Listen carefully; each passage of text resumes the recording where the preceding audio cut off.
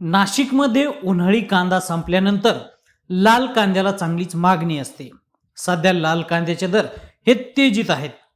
कांद्याला मिळत असलेल्या चांगल्या दरामुळे शेतकरी आपली स्वप्न रंगू लागला, पण त्याच्या या स्वप्नांचा चुराडा एका चोरानं केलाय। चोरट्यांनी या शेतकऱ्याच्या शेतात काढून ठेवलेल्या कांद्यावर डल्ला मारायला सुरुवात केली।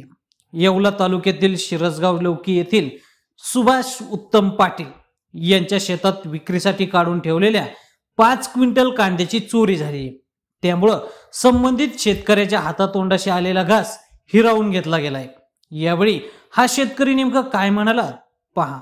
मी सुभाष उत्तम पाटील, शिरसगाव लौकी, येवला तालुका नाशिक जिल्हा येथील रहिवासी आहे।